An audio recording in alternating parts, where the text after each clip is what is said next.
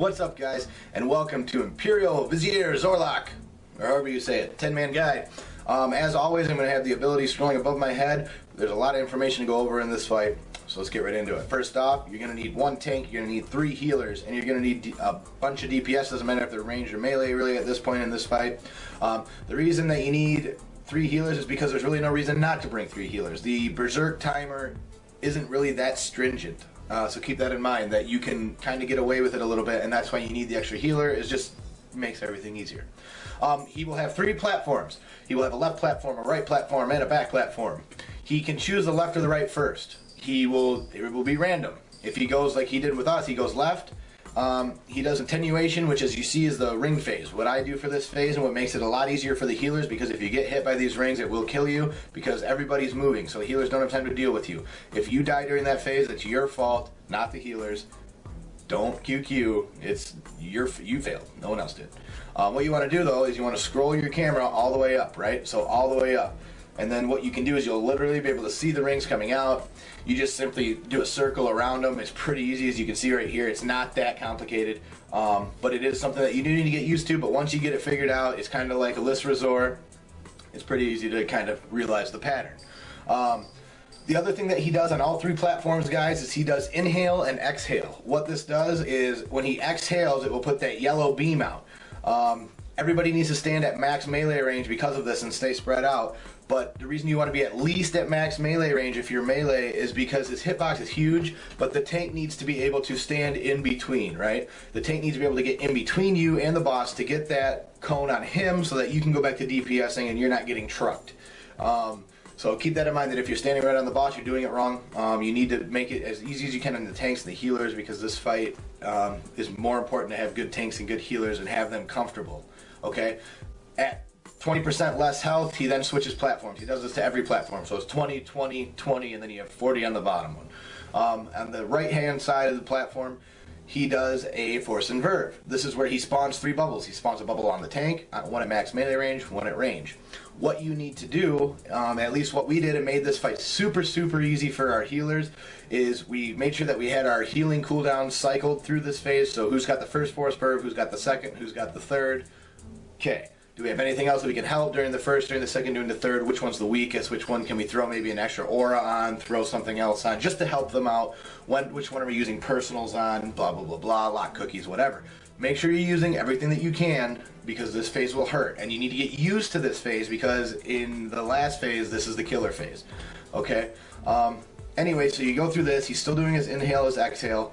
How we took care of it was in the middle one that spawns on the boss, we had our tank and all 3 of our healers. The reason we did this is so that our healers didn't have to move. They could literally get in their bubble as quick as they could and start tunnel healing everybody. Start pre-hotting, start getting their cooldowns out, start doing everything they wanted to do. That way they didn't have to move. If you have mages or anyone with a huge speed increase, it's nice to put them in the far range one, because they can blink across the room if needed. That's why we had both of our mages in that one. It seemed to work out really, really well for us. That's why we did it that way. Also, make sure if you're a mage you have cauterize in this, because it's possible you will die, and that will save you. Again, but that's when you're popping your cooldowns. Then, once he hits 60%, guys, he's going to go to his back phase. This is the phase where he mind controls 2 people. DBM will mark them with a skull and with an X. If you have time to CC the X, go ahead. By the time we realized, I mean, we could literally burn through the skull so fast that we didn't really need to CC the X once. If you can, if you have a focus interrupt macro from PvP, maybe use it. The problem is it's going to be kind of worthless by the time you get everything set up. I wouldn't even really worry about it until you get to the bottom phase. But what you need to do is make sure that if you have a dot class, that they're not the ones that are blowing up the mind control guys, because their dots will persist.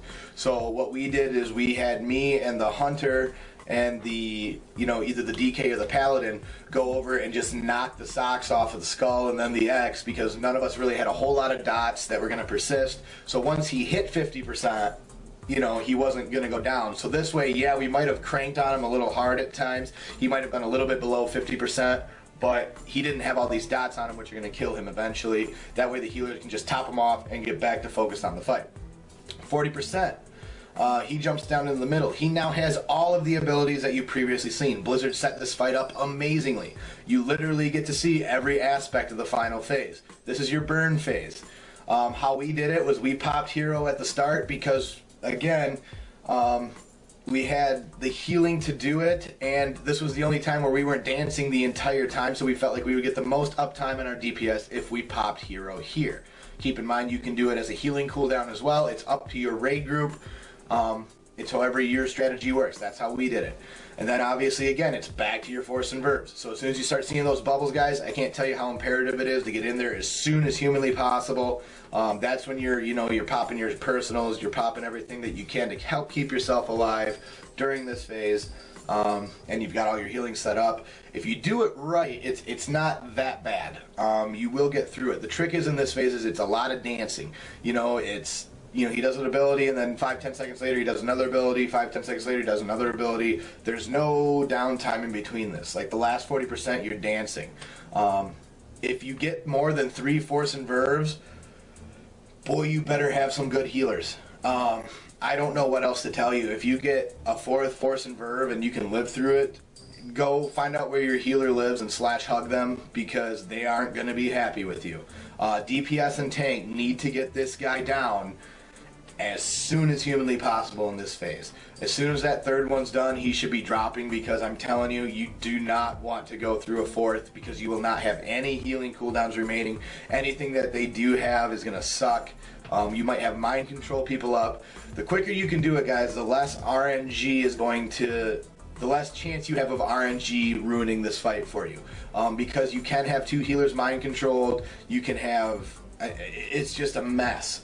So what you need to do, again, with the mind controls in this phase, get them out as soon as you can. I can't tell you how important it is to focus them down. Always focus the healer out first. Get the healer out so that he can get back to healing.